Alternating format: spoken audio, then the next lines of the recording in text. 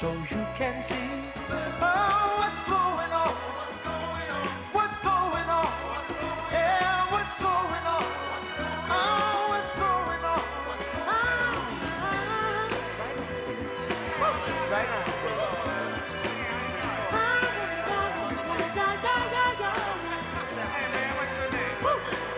right now. Hello, my name is Ron Cunningham, and welcome to Let's Talk About It. I'm your host, and we have a great show for you today.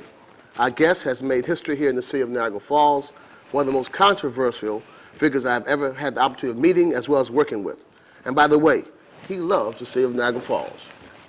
I present to some and introduce others the former mayor of the city of Niagara Falls, the Honorable Jacob Armando Polillo. How you doing, Jake?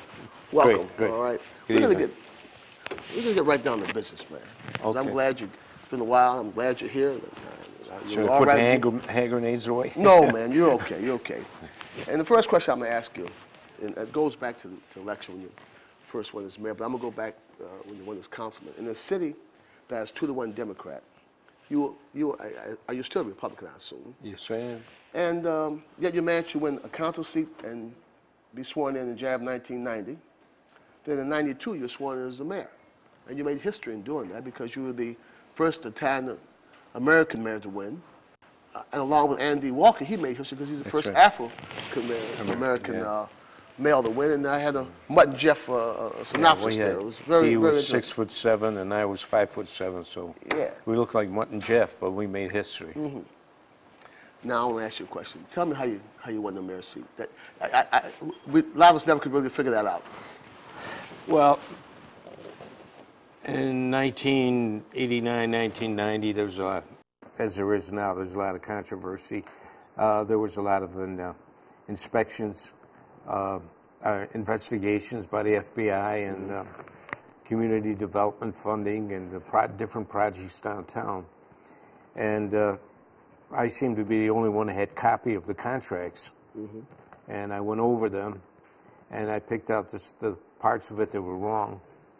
And in fact, it was Channel 3 that I used during the campaign to bring this out on the contracts and how unfair they were and the giveaway programs.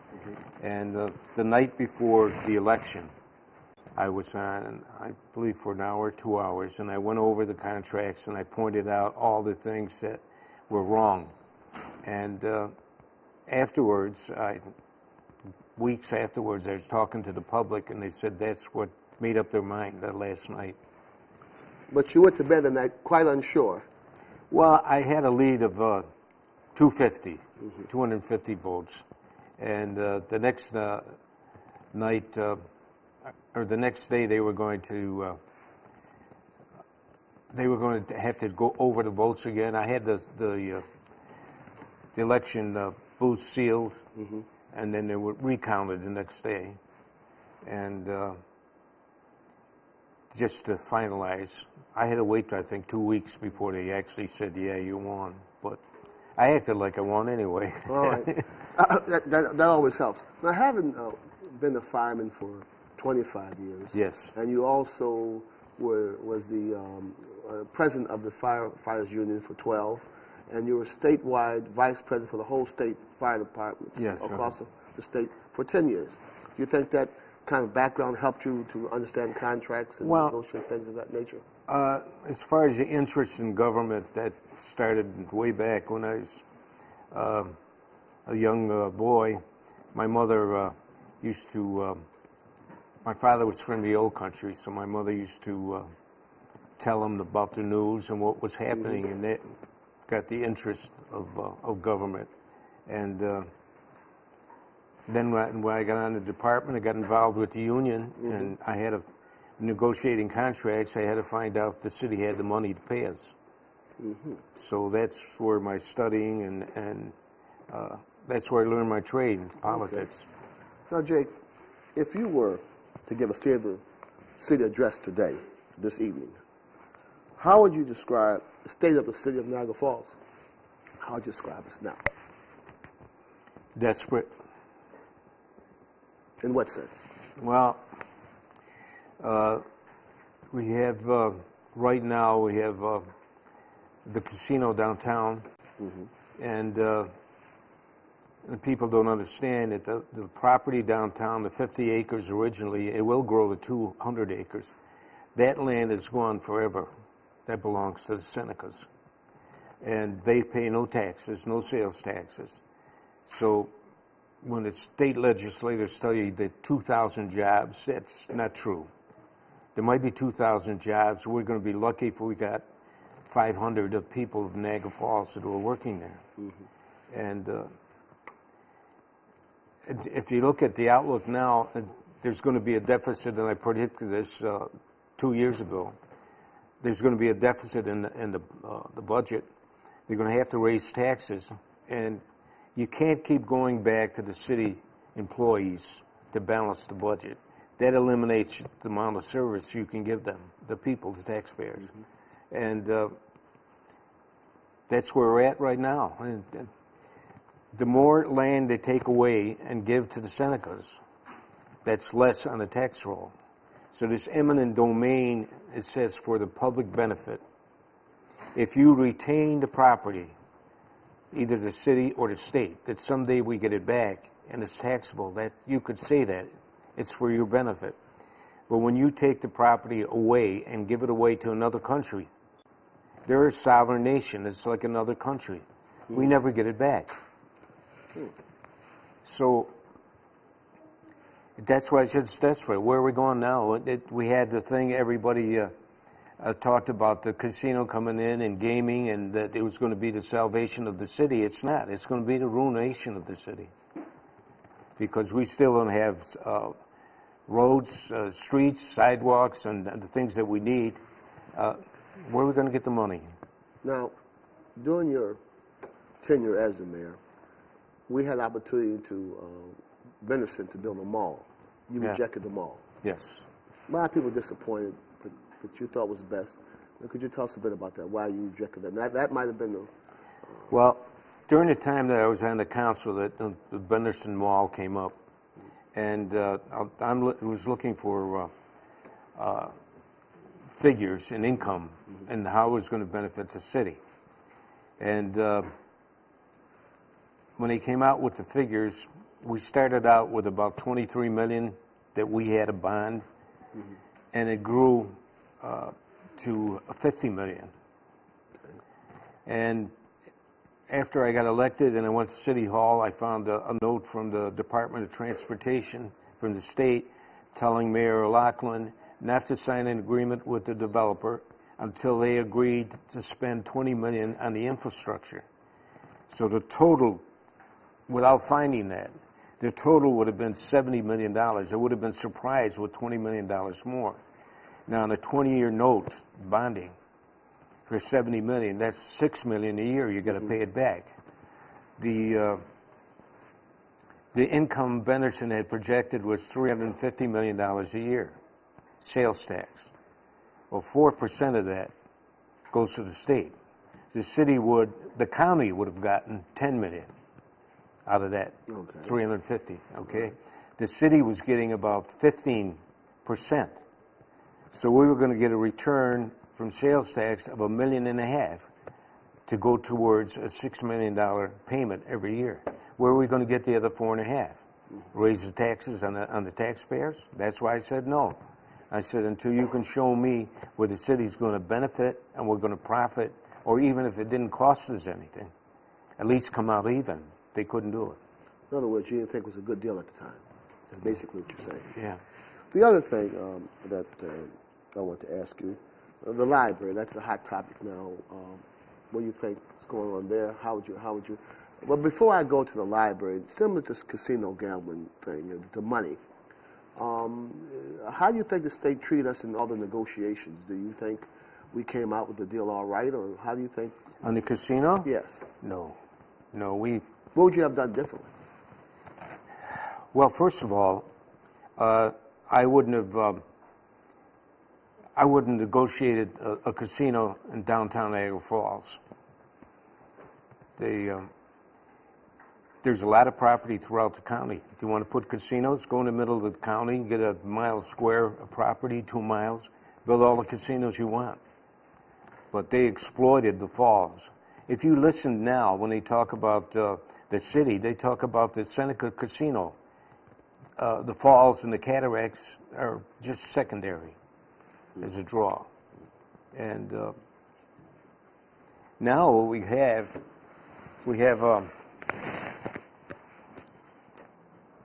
the park, state park, that belongs to the state. Then we got the city. Then we have Seneca Nation, and then we have Canada. Mm-hmm. We're surrounded, and we're getting no benefit.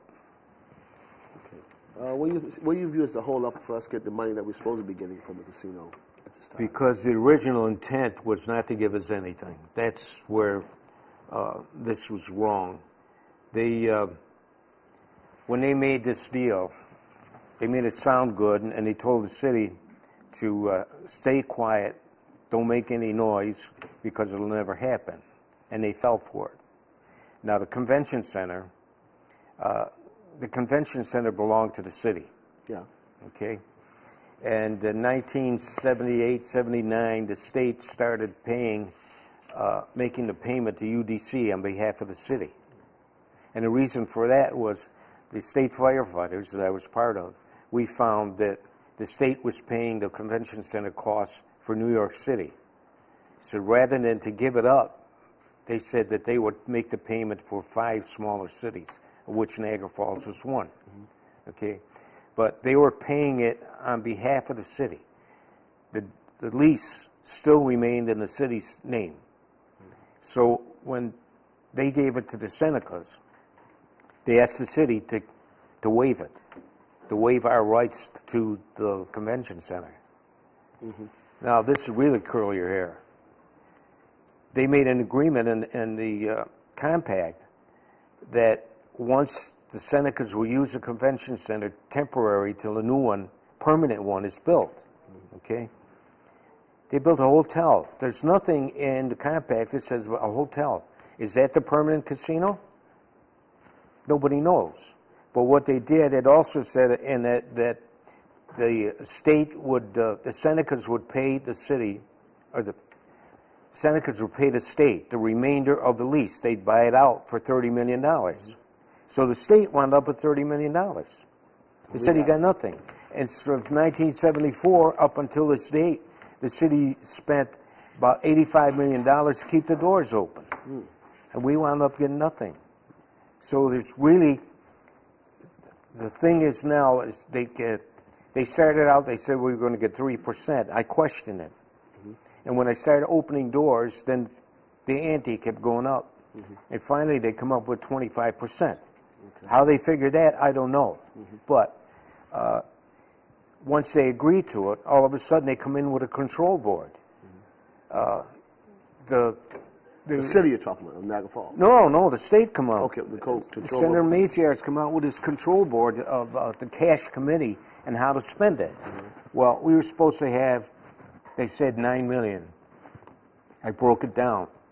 There was only $1.2 million that the city was actually using, and it was for the housing, I think, on the north end.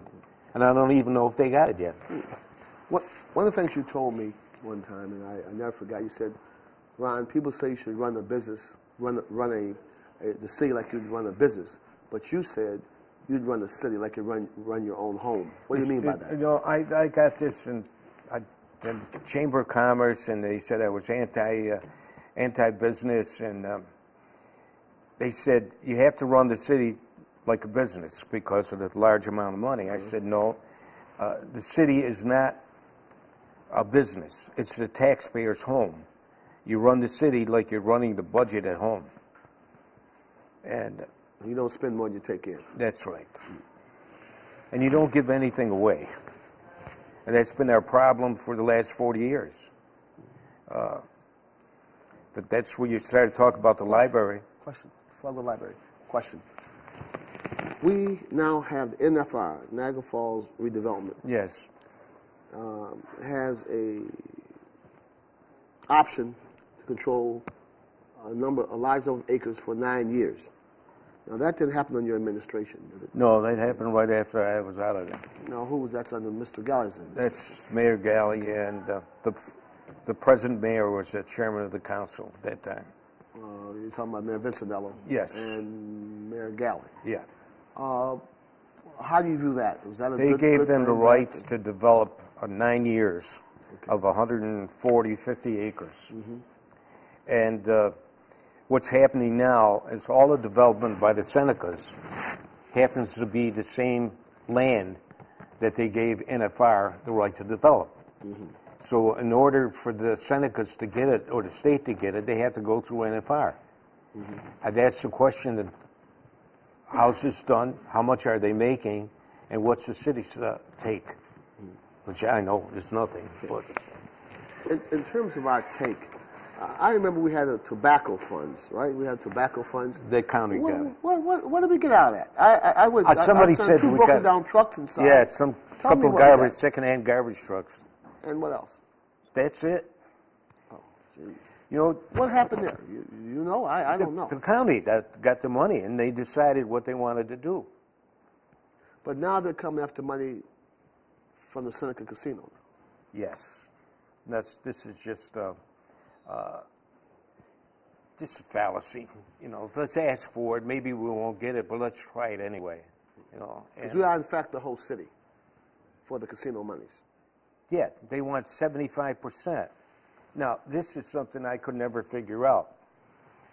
You had Board of Education wanted 45%. County wanted 75%. Together, that came to, I think it was 12.5 million. We were only getting 9. They wanted 12. We had to raise the tax and pay these two guys? I don't know. None of it made sense. Let me ask you a question now. I know we had very little to do with the negotiations when this whole deal went down. Yeah. And you think that was a wise thing? With the casino? Yes. No, they should have been right in the middle of it. Okay. Now I'm going to flip the script and move on. The library. That's a Okay. big bone of contention right now. Yeah. If you're the sitting mayor right now, what would you do about that particular situation? Well, first thing to do is probably tell the truth of what the mistakes that were made. Tell us the truth and stay in church? That's right. Okay, what would you do?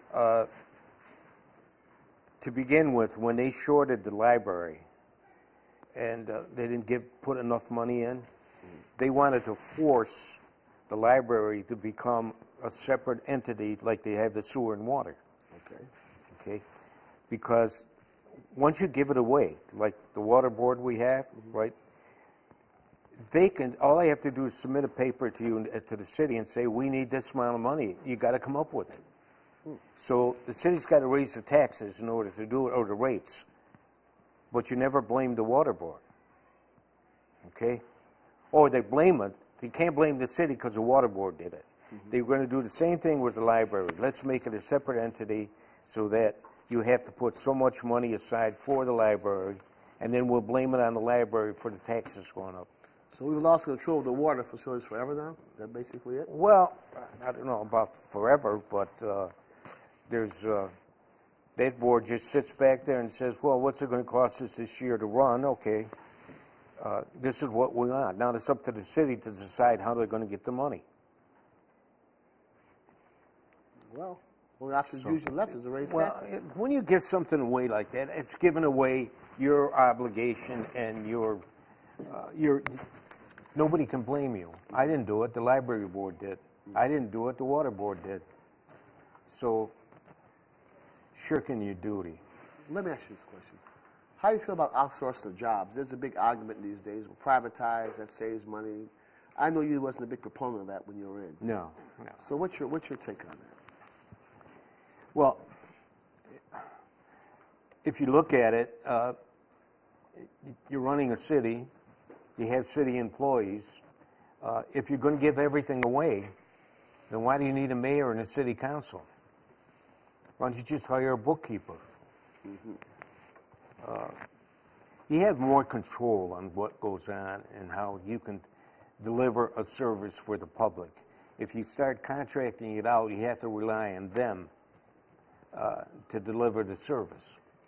And then you got no control. Once you got a contract, they give you whatever they want. I see. So it could end up in the long run, maybe cost us more. That's a possibility. Sure. Okay. The other question I want to ask you, as time is running out here, another question I want to ask you is the new city court system is going to be built between Niagara and Cleveland Avenue. You got a couple hours, right? Yeah, we're going to do it in capsule form. Tell me about that. What's your feeling about that? When they started talking about it, the state court system was mandating. They tried to do it to me, and they wanted me to spend $6 million put a new building up. And I said, you're not going to mandate me and how much tax I have to raise on the city taxpayers. Mm-hmm. So from the $6 million, I had the court building. I spent $2 million. Mm-hmm. I moved the fire operation over to the old fire hall right mm-hmm. next door. I made new courtrooms, and use the old fire hall. I see. Yeah. Okay. And I think what they should do now is they should put a weight limit on the judges, because it seems funny. They gain a couple pounds, they don't have enough room. All of a sudden, we got to make a bigger building. But now, in terms of location, personally, from what I'm able to gather, it's a good location. It'll be maybe a good anchor for the redevelopment of Main Street. I think that's one positive thing to come out of this thing. When my opinion on that, and I talked to them at City Hall, I talked to Main Street. I said, why don't they give the county building on Whirlpool, use that for the new city courts, court setup, and then have the state, because that's where the Supreme Court is. I said, have the state and federal government put a district state courts and a federal court, different divisions, right there in the middle of Main Street where they have it planned for now. Mm-hmm. And they said, the people I talked to thought it was a great idea, but it never went any further than that. And now to spend $40–50 million for a safety building, we don't have enough money coming in now to pay for what we have. You're going to add to it. And that all these little games about how easy financing, you can finance anything. You got to pay for it once it's up. Mm-hmm. And these big, enormous buildings that we put up, it seems like they forget how much it's going to cost for the upkeep, the heat, and maintaining it. That's where we get nailed.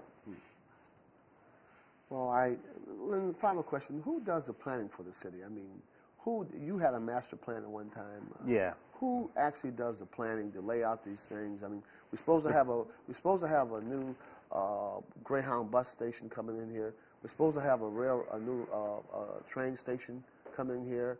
Then they want to have a truck route, and that was shot down.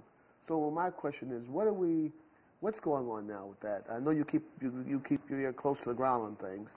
So what's happening with that? We try to bring the railroad station to North and Main.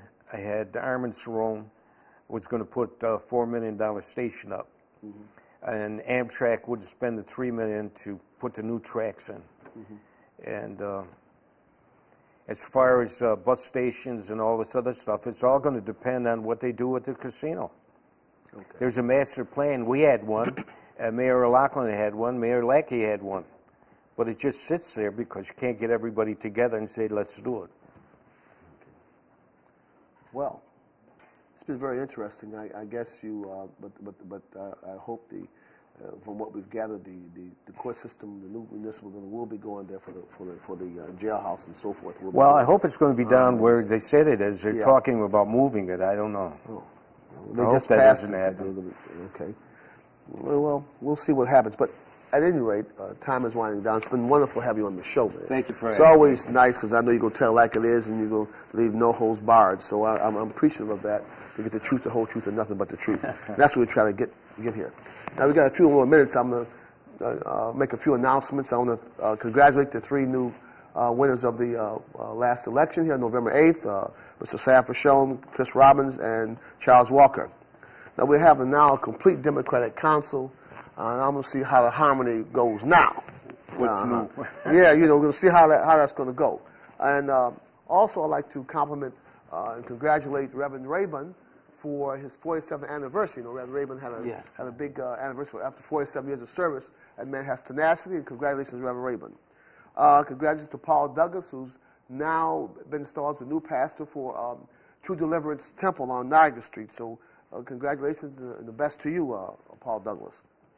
And the ladies at the Higher Ground Christian Center at 601 Cleveland Avenue will be having a special affair for the ladies there at that church. And I wish them all the luck in the world. That's Reverend Flynn, the twin brothers, have that. And they're having a special night for the ladies this week. And I hope everybody attends and supports them. The Links, on November 19th, will have a special affair at the Niagara Club at 6 o'clock p.m.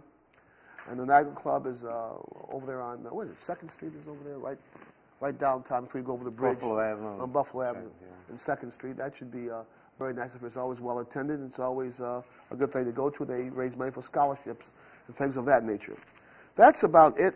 I wish you had longer. I know you have some more things that we can maybe cover another time.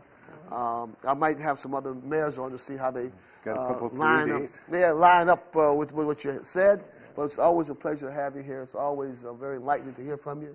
And I wish you many more years. And, if you decide to run for mayor again, let the public know about it. God bless you and have a great day. Thank you. What's going on? What's going on? Yeah, what's going on? Oh, what's going on? Right on.